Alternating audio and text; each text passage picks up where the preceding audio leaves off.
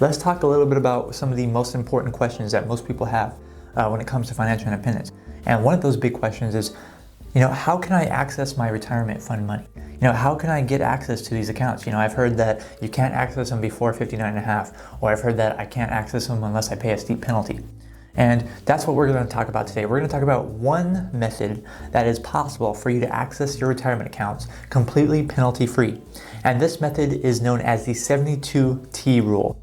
The 72T rule is one solution to getting access to your retirement account money. Now, I'm specifically referring to this rule in regard to actual retirement accounts. So if you have money that's in, let's say, a 401k, or you have money that's in an individual retirement account, or some kind of qualified retirement account like that, using the 72T rule, it is possible to access those funds completely penalty-free before you reach that 59 and a half magic number. And so what I want to do with this video is pretty much give you everything that you realistically need to know about the 72T rule when it comes to making withdrawals in early financial independence or early retirement. Now let's first start off with what is the 72T rule. So basically what it is it's one exception to the early withdrawal penalty.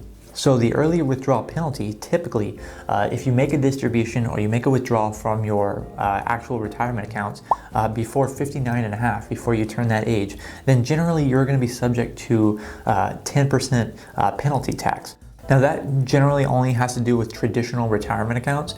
You can actually withdraw contributions you make to a Roth account, but we're not going to go into full detail on that. Let's just say, for example, if you have $100,000 sitting in a traditional IRA, over the years you've put some money into that traditional IRA. Well, if you were going to withdraw that, let's say at age 40, like some money out of that, generally speaking, you would pay not only income taxes, because in traditional accounts, what you withdraw, you pay your typical income taxes on it. But you're also going to be subject to an additional 10% tax penalty, if you were to just straight up withdraw from that account before you turn 59 and a half. But the 72T rule is one exception to facing that penalty. So you might be asking, how does the 72T rule actually work? Well, the way the 72T works is that you actually have to take what's known as substantially equal periodic payments. So SEPP, as they call it. So when you're making these equal payments, they have to be for a certain amount of time. So the rules for that are that you have to take these payments for at least 5 years, or until you turn 59 and a half. So whichever term is longer.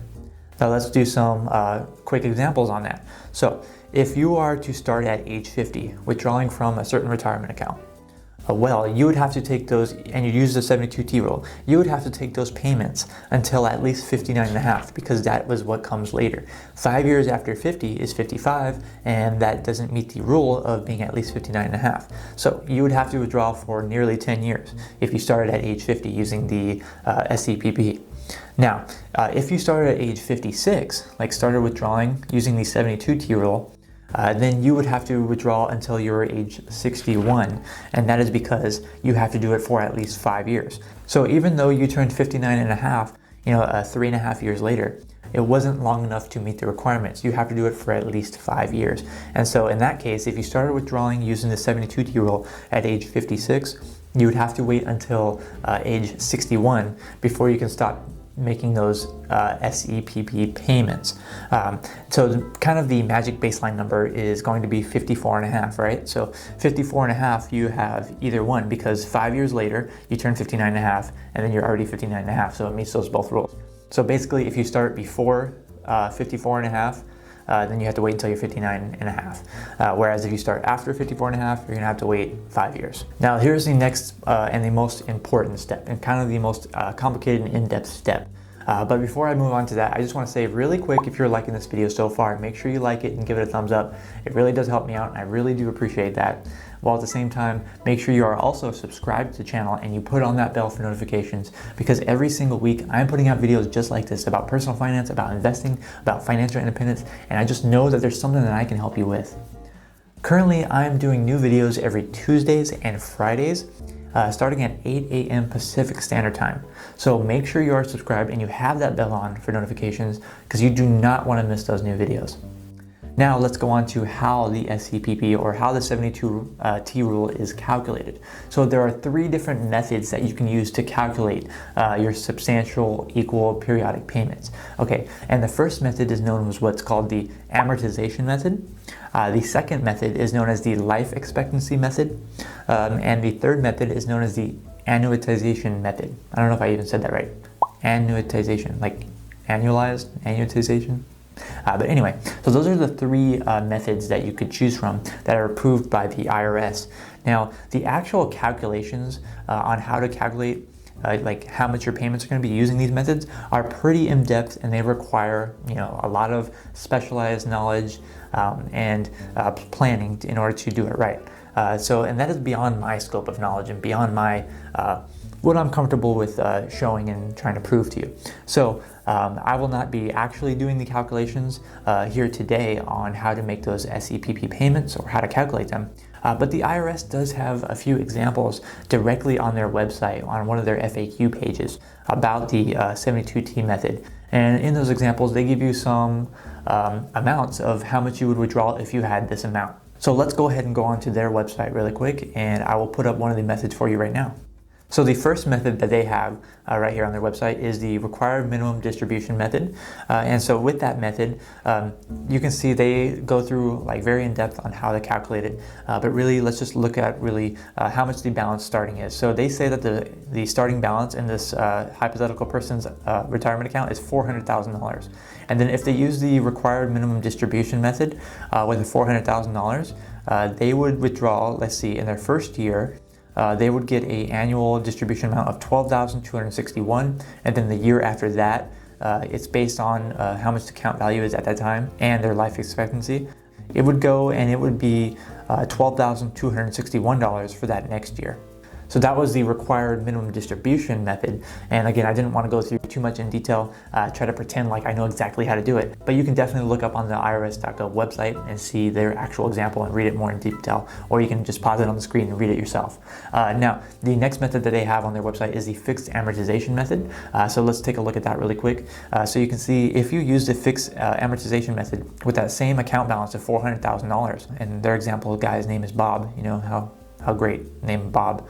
Anyway, so their single life expectancy, they use that, and then they use a specified interest rate in order to calculate this amortization method. But really their annual distribution for Bob becomes $18,811. So you'll notice that using the amortization method, as compared to the required minimum distribution method, Bob had to withdraw $18,811, whereas in the previous one, he only had to withdraw about $12,000. So there is a $6,000 difference in annual withdrawals. So that's that's pretty significant. So the way that you calculate your SEPP payments are going to be very essential depending on what your goals are. So the third and final method that's on the irs.gov website, you can see is the fixed annuitization method. And I still don't know if I know how to say that right, but basically starts with $400,000, and then they use an annuity factor. They use his age and basically another interest rate, and the way that they calculate it on this method is $18,740. So it's just slightly less than the amortization method. So the annuitization method and the amortization method, they are very, very close in their amounts. But the first method that we did was a lot less of a withdrawal. So it really just depends on what your situation is and which one that you want to use. And that's why it is really, really essential that you seek the help of a professional that actually knows exactly how the 72T rule works and how to calculate them correctly. Because you do not want to mess up that calculation and do it incorrectly, and then the IRS hit you with that penalty anyway. And I just want to say really quick, as a quick note, it is very important. You might have to wondering, so those amounts that they show in withdrawals are done annually, but you can actually do your withdrawals monthly. So you would take your annual method, or your annual amount, I should say, and you would divide that by 12, and that would be your monthly distribution. You can do it in monthly distributions rather than annual distributions if you wanted to do that. And now one of the most important things that I do want to talk about is in relation to financial independence and retiring early. So is the 72T method, is it a good idea if you are on the path to financial independence? Should you try to use this method to make your withdrawals and become financially independent and become retired early using this method? Should you do it? And in my personal opinion, of course, like I said, I'm not a professional in the 72T rule, but I don't think it is generally the best idea to use the 72T rule when you're becoming financially independent and when you're retiring early. But here's why, a few reasons why. So reason number one is that you are forced to withdraw and create a certain amount of income. So no matter what happens, you have to take out that amount of income, those SCPP payments.